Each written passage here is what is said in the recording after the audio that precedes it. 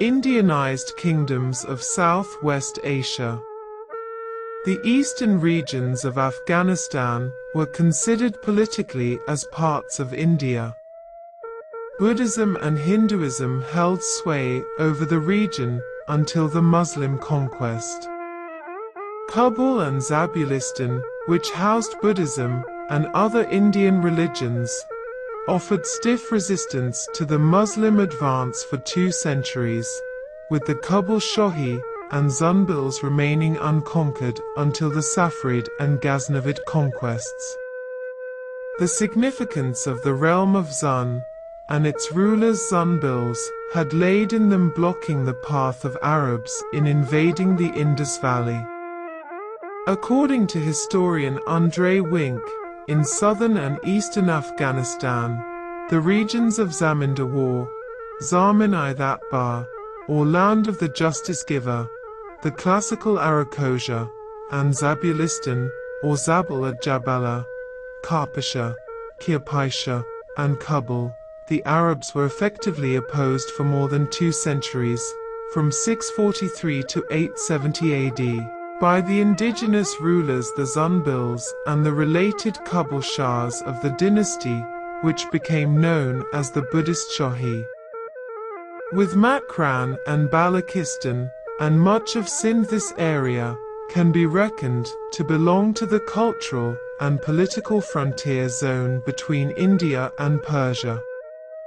He also wrote, "It is clear, however, that in the 7th to 9th centuries the Zunbils and their kinsmen the Cabolshahs ruled over predominantly Indian rather than a Persianate realm." The Arab geographers, in effect, commonly speak of that king of Ul-Hind, who bore the title of Zunbil. Archaeological sites, such as the 8th century Tarpasada and Gardez, show a blend of Buddhism with strong shaved iconography. Around 644 CE, the Chinese traveling monk Xuanzang made an account of Zabul, which he called by its Sanskrit name Jaguda, which he describes as mainly pagan, though also respecting Mahayana Buddhism, which although in the minority had the support of its royals. In terms of other cults, the god Suna is described to be the prime deity of the country. The Caliph Al-Ma'mun r.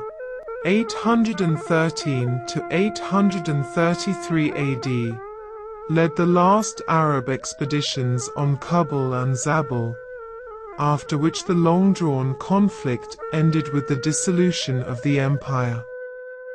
Rutbil were made to pay double the tribute to the Caliph.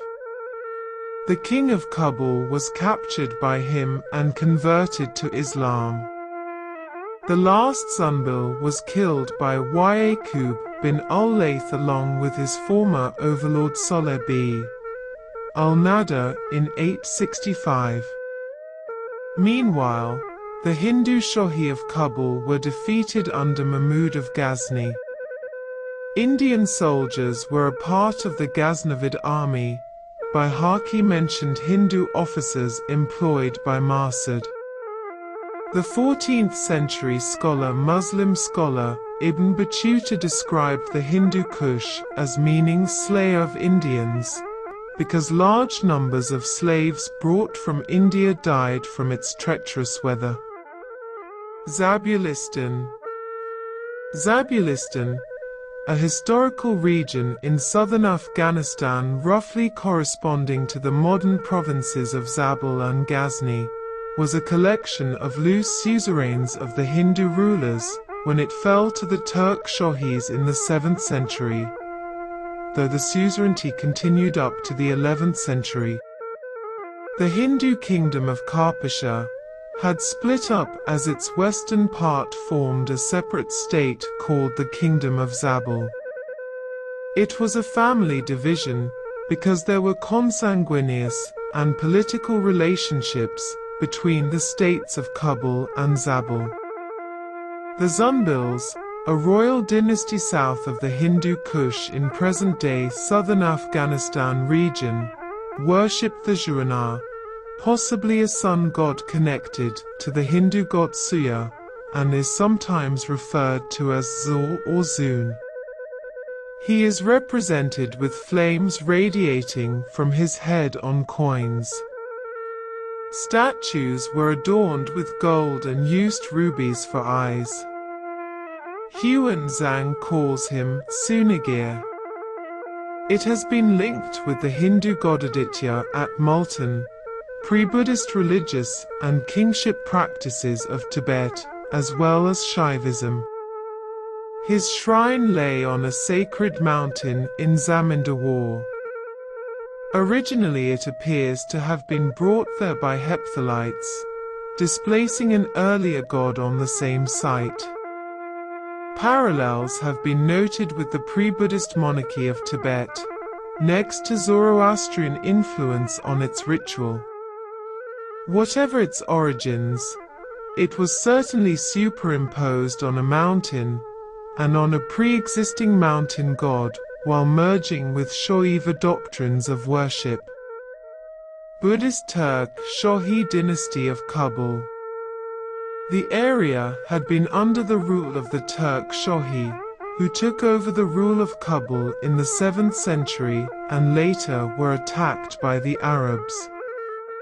The Turk Shohi dynasty was Buddhist and were followed by a Hindu dynasty shortly before the Safarid conquest in 870 AD.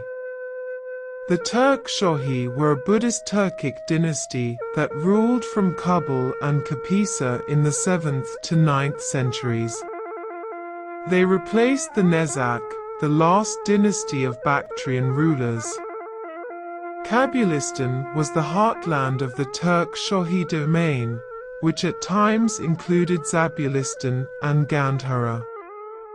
The last Shohi ruler of Kabul, Lagaturman, was deposed by a Brahmin minister, possibly named Vakadeva, in c. 850, signaling the end of the Buddhist Turk Shohi dynasty and the beginning of the Hindu Shohi dynasty of Kabul. Hindu Shohi dynasty of Kabul. The Hindu Shohi, 850 to 1026 CE, was a Hindu dynasty that held sway over the Kabul Valley, Gandhara, modern-day Pakistan, and northeastern Afghanistan, and present-day northwestern India, during the early medieval period in the Indian subcontinent. They succeeded the Turk Shohis. There were two successive dynasties in Kabul Valley and Gandhara, the Kshatriya dynasty and the Brahmana dynasty which replaced it.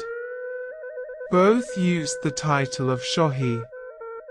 Details about these rulers have been assembled from chronicles, coins and stone inscriptions by researchers, as no consolidated account of their history has become available. In 1973, historian Yogendra Mishra proposed that according to Rajataranjani, Hindu Shohis were Kshatriyas. According to available inscriptions, following are the names of Hindu Shohi kings: Vakadeva, Kamalavarman, Bimadeva, Jayapala, Anandapala, Trilokanapala and Bimpala. Vakadeva, according to the Mazari Sharif inscription of the time of the Shohi ruler Vika, recently discovered from northern Afghanistan and reported by the Taxila Institute of Asian Civilizations, Islamabad, Vika Sikh conquered northern region of Afghanistan with eightfold forces and ruled there. He established a Shiva temple there which was inaugurated by Paramahamaittya, the great minister.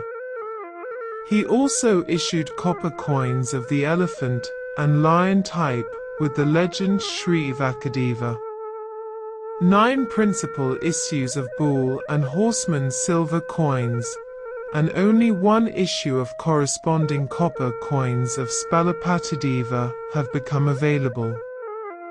As many as 5 elephant and lion type of copper coins of Sri Vakadeva are available, and curiously the copper issues of Vaka are contemporaneous with the silver issues of Spelapati.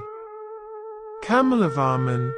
During the reign of Kamalavarman, the Safarid rule weakened precipitately, and ultimately Sistan became a part of the Samanid Empire. The disorder generally prevailed, and the control of Zabulistan changed hands frequently. Taking advantage of the situation, the Shohis stepped up activities on their western frontier.